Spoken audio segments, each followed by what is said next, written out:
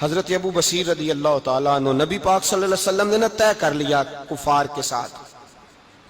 حدیبیہ کی جنگ ہوئی تو فرمایا اگر کوئی مسلمان مکے چلا جائے گا تو کافر کہنے لگے ہم واپس نہیں کریں گے، اور اگر کوئی کلمہ پڑھنے والا ستایا ہوا مسلمان مدینے آئے گا تو مسلمانوں کو واپس کرنا پڑے گا.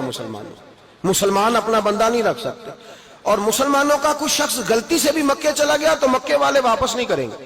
حضرت ابو بصیر رضی اللہ تعالیٰ عنہ صحابی تھے، باپ نے بھائی نے محلے والوں نے قید کیا ہوا تھا کلمہ پڑھنے کی وجہ سے، پیروں میں زنجیریں تھیں، بیڑیاں تھیں، کسی طریقے سے جیل توڑ کے دوڑے مدینے پہنچے. کہتے ہیں رستے میں کسی آدمی کے ساتھ گھوڑے پہ کچھ دیر بیٹھا پھر پیدل چلا. صحابہ کہتے ہیں اتنا دردناک منظر بڑا کم ہم نے دیکھا.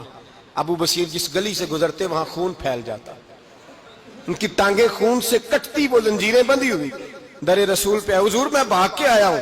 کہتے ابھی نبی پاک صلی اللہ علیہ وسلم ان کی بات سن ہی رہے تھے کہ پیچھے سے قریش کے 2 سپاہی بھی آ گئے. کہنے لگے یہ بھاگ کے آیا ہے اور آپ کا وعدہ تھا کہ آپ واپس کریں گے.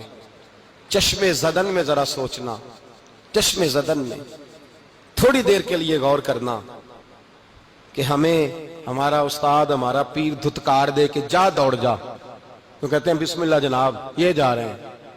ایمان کی پختگی دیکھیں، اس نے تو ہمیں نکال ہی دیا جی، وہ کیسا بندہ ہے. یہاں تو کسی کے ہاں کوئی فاتحہ پڑھنے نہ جائے تو لوگ بگڑ جاتے ہیں. کہتے ہیں اس نے سلام نہیں لی، فاتحہ نہیں پڑھی، بس ختم، اس کو احساس ہی نہیں. حضرت سیدنا ابو بصیر سامنے کھڑے، سامنے 2 سپاہی آ گئے. ذرا دیکھیے ایمان کی پختگی، ایمان، یقین اور استقامت.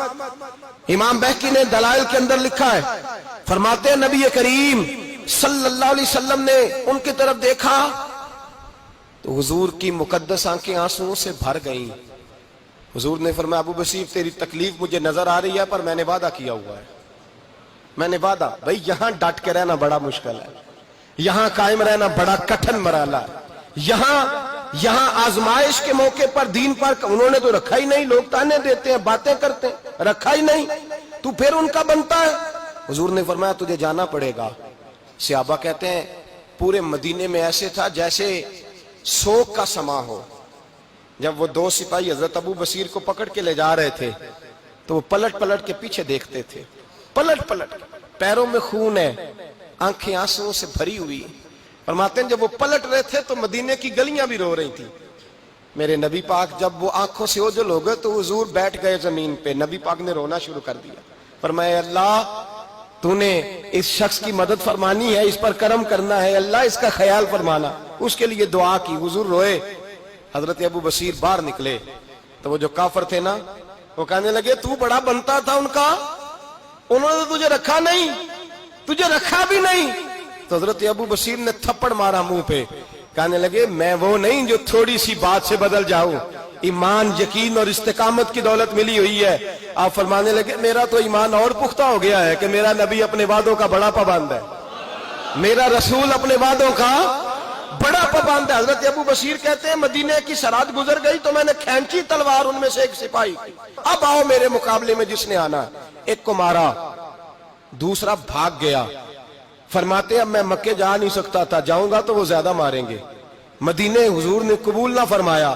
فرماتے ایک جنگل میں جا کے العیس نام کی ایک بستی تھی، وہاں ڈیرا لگا لیا. دریا کے کنارے پانی پی لیتا، پتے کھا لیتا. تن تندور ہڈاں دا بالن تے اسی ہاواں نال تپایا. کپ کپ مکیاں پیڑے کیتے تے اتوں صبر پلیتھن لایا. تن دی ہانڈی تے من دا سالن اتے لون صبر دا پایا. غلام فریدا وے میں ساری تیری، غلام فریدا وے میں ساری تیری، تینوں وجہ یقین نہیں آیا. فرماتے سالوں پتے کھائے. اب جو بھی وہاں سے تنگ ہوتا وہ میرے پاس آ کے پناہ لیتا. جس کو مکے والے مارتے میرے پاس آ کہتے تانے دینے والے آ کے کہتے ہو تم کس طرح کے نوکر ہو، تمہیں تو انہوں نے رکھا ہی نہیں. ہم نے کہا چپ کر جا، وہ ہمارے آقا ہیں، وہ ہمارے آقا ہیں. رکھیں تب بھی ٹھیک ہے، نہ رکھیں اللہ اکبر. ایمان دیکھو، قوت دیکھو. جڑیاں خصماں دی وچ رضا وسن بھاگ جاگ جاندے انہاں گولیاں دے تے میں گڈی ہتھ ڈور سجن دے. او جنج رکھے اونج رہنا ہے، واجب نہیں جے وچ شریعت مندہ خصم نو کہنا. فرمایا بس ٹھیک ہے، جس طرح حضور راضی ویسے ہی ہم راضی. حضرت ابو بصیر رضی اللہ تعالیٰ عنہ کے پاس 300 صحابہ کٹھے ہو گئے. 300 حضرت ابو بصیر جب مدینے کی سرحد سے گزر رہے تھے نا تو نبی پاک نے ایک آواز دی تھی، فرمایا ابو بصیر ایک وقت آئے گا کہ میرا پیغام تجھ تک پہنچے گا، ایک ٹائم آئے گا۔ حضرت ابو بصیر سے جب کوئی کہتا نا کہ زندہ کس بات پہ ہو تو فرمانے لگے مصطفیٰ کے فرمان پہ بڑا یقین ہے، بلاوا آئے گا، مجھے بلاوا، مجھے یقین ہے کہ مجھے بلاوا، بڑی امید ہے سرکار قدموں میں بلائیں گے اور کرم کی جب نظر ہوگی مدینے، مجھے یقین ہے کہ مجھے بلاوا۔ حضرت ابو بصیر رضی اللہ تعالیٰ عنہ فرماتے ہیں کہ وقت گزرتا گیا، 300 لوگ کٹھے ہو گئے۔ جب کوئی مسلمانوں کا قافلہ مکے کے پاس سے گزرتا تو مکے والے لوٹ لیتے تھے۔ حضور نے بھی اجازت دی مدینے والوں کو، اگر ان کا قافلہ کوئی آئے تمہیں بھی حملے کی اجازت ہے، کفر کا مال مال غنیمت ہے۔ حضرت ابو بصیر کہتے ہیں جب بھی ہمارے قریب سے وہ رستہ تھا شام کی طرف جانے کا، جب بھی کافر گزرتے ہم ان کے قافلے پکڑ لیتے، لوٹتے، ہم بھی ان کو اس طرح کی سزا دیتے جو مسلمانوں کو دیتے تھے۔ فرماتے ان کا جینا محال ہو گیا، ہاتھ باندھ کے نبی پاک کی بارگاہ میں گئے، کہنے لگے یہ شرک ختم فرما دیں اور آپ ان کو بلا لیں، بلا لیں۔ حضرت ابو بصیر فرماتے ہیں میں بوڑھا آدمی تھا، دن بھر میں کام کرتا، محنت کرتا، اس علاقے میں کھیتی باڑی کرتا، جب رات ہوتی تو میں کسی پہاڑ کے ٹیلے پہ بیٹھتا اور مدینے کی جانب منہ کر لیتا اور میں انتظار کرتا بلاوا کب آئے گا، کب حضور کا پیغام آئے گا، میں انتظار کرتا۔ حضرت ابو بصیر رضی اللہ تعالیٰ عنہ بیمار ہو گئے، شدید بیمار، سخت بیمار تھے تو قریش نے شیخ ختم کی۔ حضرت ابو ہریرہ کہتے ہیں نبی پاک نے 2 صحابہ کو رکا دیا، فرمایا جاؤ اسے جا کے کہو آ جائے، اسے کہو آ جائے۔ صحابہ کہتے ہیں ہم پہنچے تو ان کا آخری وقت چل رہا تھا، آخری ہجکیاں تھیں، ایمان اور یقین دیکھو، آخری ہجکیاں۔ لوگ کہتے ابو بصیر وقت آ گیا، وہ کہتے نہیں ابھی وقت نہیں آیا، وقت تب آئے گا جب نبی پاک کا بلاوا آئے گا۔ حضور کا وعدہ تھا وقت تب آئے گا جب میرے نبی کا بلاوا آئے گا، ابھی بلاوا نہیں آیا تو ابو بصیر کا وقت بھی نہیں آیا۔ صحابہ کہتے ہم نے جا کے رکا، تھمایا، اٹھنے کی بھی طاقت نہیں تھی۔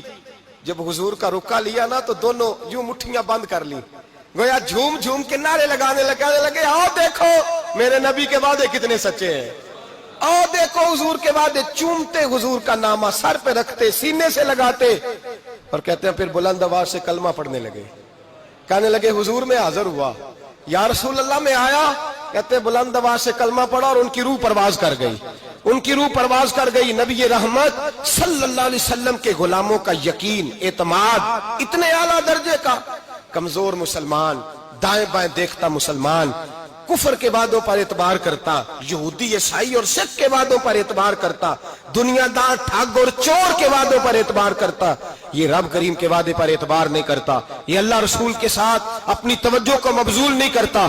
میرے رسول کریم سید عالم صلی اللہ علیہ وسلم کے غلاموں نے اعتماد کر کے، یقین کر کے ہمیں بتلایا ہے کہ جب تیرے پاس یقین کی دولت ہوتی ہے پھر تو دنیا کا طاقتور آدمی ہوتا ہے، جب تیرے پاس ایمان کی قوت ہوتی ہے تو دنیا کا سب سے مضبوط شخص ہوتا ہے۔